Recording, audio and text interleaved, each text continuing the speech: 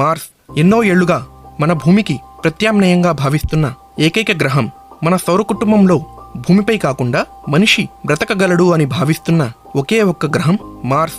ఈరోజు మన వీడియోలో అంగారక గ్రహ విశేషాలతో పాటు అమెరికా మరోసారి కోట్ల డాలర్లు ఖర్చు పెట్టి ప్రయోగించిన రోవర్ విశేషాలు, మరియు ఆ రోవర్తో పాటు నాసా మొట్టమొదటిసారిగా మార్స్ పైకి ప్రయోగించిన మినీ హెలికాప్టర్ లాంటి డ్రోన్ విశేషాలు ఏంటి, మన భూమిని వదిలి కేవలం కొండలు లోయలు మాత్రమే ఉండే మార్స్ పై ఆవాసం ఏర్పరచుకోవడానికి మనిషి ఎందుకు అంతగా ఆసక్తి చూపుతున్నాడు, ఇంతకీ మనిషి సాధించాలనుకుంటున్న మార్స్ కల నెరవేరగలదా?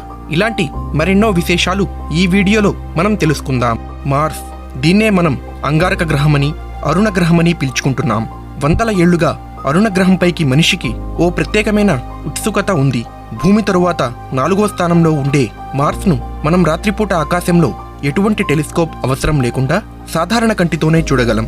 మన చంద్రుడితో పాటు ఇతర నక్షత్రాలు తెల్లటి కాంతితో మెరుస్తూ ఉంటే మార్స్ మాత్రమే నారింజ రంగులో మనకు కనిపిస్తుంది. అందుకే రాత్రిపూట మార్స్ను గుర్తించడం చాలా తేలిక. ఈ ప్రత్యేకతే మనిషిని మార్స్ వైపు మళ్లేలా చేసింది. మార్స్ మన సౌర కుటుంబంలో సూర్యుడి నుండి భూమి తరువాత 4వ స్థానంలో ఉంది. సూర్యుడి నుంచి 23 కోట్ల కిలోమీటర్ల దూరంలో ఉంది. భూమి, అంగారకుడు సూర్యుడి చుట్టూ పరిభ్రమించేటప్పుడు ప్రతి 26 నెలలకు ఒకసారి దగ్గరగా వస్తాయి. అప్పుడు ఈ రెండు గ్రహాల మధ్య సరాసరి దూరం సుమారు 5,46,00,000 కిలోమీటర్ల దూరం ఉంటుంది. అందుకే ఎన్నో దేశాలు సమయం, డబ్బు ఆదా అవుతుందని తమ రాకెట్ ప్రయోగాలు ఈ సమయంలోనే చేస్తాయి. అయినప్పటికీ మన రాకెట్లు మార్స్ను చేరడానికి పట్టే సమయం 6 నుంచి 9 నెలలు. భూమికి సూర్యుడి చుట్టూ ఒకసారి పరిభ్రమించడానికి 365 రోజులు పడితే మార్స్కు 687 రోజులు పడుతుంది. ఇది దాదాపు మన 2 ఏళ్లకు సమానం. భూమి తన చుట్టూ తాను ఒకసారి పరిభ్రమించడానికి 24 గంటలు పడితే మార్స్కు 24 గంటల 37 నిమిషాల 22 సెకండ్లు పడుతుంది. మార్స్ మన భూమికిలాగే తన యాక్సిస్లో 25 డిగ్రీలు వంపు తిరిగి ఉండడంతో ఇక్కడ కూడా ఋతువులు ఏర్పడతాయి. మార్స్ చూడడానికి ఎరుపు, నారింజ రంగుల్లో కనిపించడానికి కారణం ఇక్కడి వాతావరణంలో ఉండే ఐరన్ ఆక్సైడ్ అనే మూలకం. ఇందువల్లే ఈ గ్రహం తుప్పుపట్టిన విధంగా మనకు కనిపిస్తూ ఉంటుంది. ఇక్కడి వాతావరణం విషయానికి వస్తే ఇక్కడి గాలి 95% కార్బన్ డైఆక్సైడ్తో నిండి ఉంటుంది.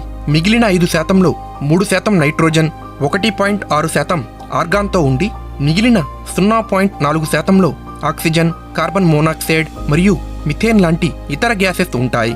మార్స్ గ్రావిటీ భూమితో పోల్చుకుంటే చాలా తక్కువ. భూమిపై 100 కిలోలు ఉండే వ్యక్తి మార్స్పై కేవలం 38 కిలోలు మాత్రమే ఉంటాడు.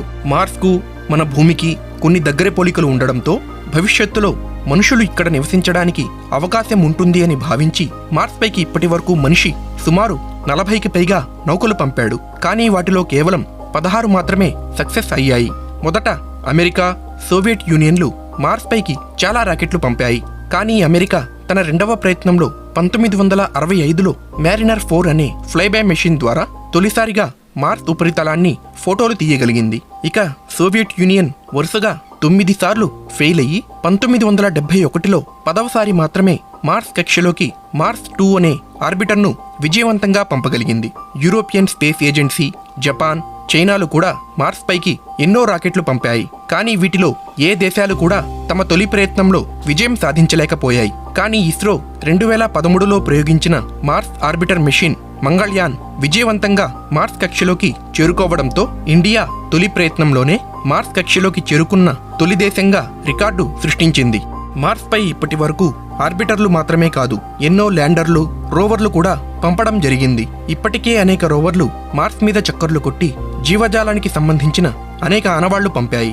Path finder, Phoenix, Viking 1, Viking 2, Opportunity, Curiosity మరియు స్పిరిట్ లాంటి ఎన్నో రోవర్లు ఇదివరకు మార్స్పై దిగి పరిశోధనలు జరపగా నాసా 2020 జూలై 30న ప్రయోగించిన వర్సెస్ వ్యామోనౌక 7 నెలల పాటు ప్రయాణించి 2021 ఫిబ్రవరి 18న మార్స్పై ల్యాండ్ అయ్యింది. ఇప్పటి వరకు పంపిన రోవర్ల కంటే తాజాగా పంపిన వర్సెస్ ఎంతో భిన్నమైనది. గతంలో పంపిన రోవర్లు నిర్ణీత కాల వ్యవధిలో మార్స్కి సంబంధించిన ఫోటోలు, వీడియోలతో పాటు అక్కడి నేల మీద ఉన్న అనేక రకాల ఖనిజాలకు సంబంధించిన వివరాల్ని ఫోటోలు తీసి భూమికి పంపేవి. కానీ రోవర్లు మార్స్ మీద ప్రయాణించే క్రమంలో కొండలు, గుట్టలు లాంటివి దాటడానికి చాలా ఇబ్బందులు ఎదురయ్యేవి.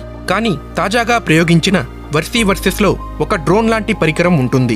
ఉదాహరణకి ఒక కొండ లాంటి ప్రాంతాన్ని రోవర్ ఎక్కాల్సిన పరిస్థితి వస్తే ఆ కొండ ప్రాంతం పైకి ఎక్కకుండానే వర్సెస్ తనలో ఉండే డ్రోన్ ని పైకి పంపుతుంది. డ్రోన్ లో ఉండే కెమెరాలు ఎత్తైన కొండ ప్రాంతం నుంచి సమాచారాన్ని సేకరించి మళ్లీ తిరిగి రోవర్ మీదకు వచ్చి చేరడం ద్వారా ఆ డేటాని వర్సెస్ కి, తద్వారా ఆ సమాచారం భూమికి చేరడానికి సులువైన మార్గం ఉంటుంది. అంతేకాదు వర్సెస్ మార్స్ మీద నుంచి అనేక రకాల మట్టి, రాళ్ల శాంపిల్స్ ను సేకరించి వాటిని తీసుకుని స్వయంగా భూమికి తీసుకురాగలదు. ఇది మిషన్ వర్సెస్ లో ఒక కీలక ఘట్టం. అదే కనుక జరిగితే మార్స్ ఉపరితలాన్ని, మార్స్ లోపల ఉన్న ఖనిజాల లాంటి మూలకాల గురించి స్వయంగా మన శాస్త్రవేత్తలు పరిశోధించి ఎన్నో కొత్త విషయాలు తెలుసుకునే అవకాశం ఉంటుంది.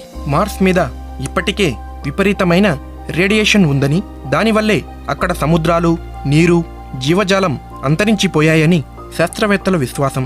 ఈ వాదనలో కూడా ఎంత నిజం ఉందో మనకు వర్సెస్ భూమి మీదకు తీసుకువచ్చే శాంపిల్స్ ని అధ్యయనం చేయడం ద్వారా ఒక స్పష్టతకు వచ్చే వీలుంటుంది. అసలు కేవలం కొండలు, లోయలు, రాళ్ళు తప్ప ఏమీ లేని మార్స్పై మనిషికి ఎందుకంత ఆసక్తి, ఎందుకు వేల కోట్ల రూపాయలు ఖర్చు పెట్టి అక్కడికి రాకెట్లు పంపుతున్నాడు అనే మన సందేహానికి సమాధానం ప్రస్తుతం మన భూమిపై జనాభా రోజురోజుకు విపరీతంగా పెరిగిపోతుంది. ఆహార కొరత, వనరుల కొరత క్రమంగా పెరుగుతూ ఉంది.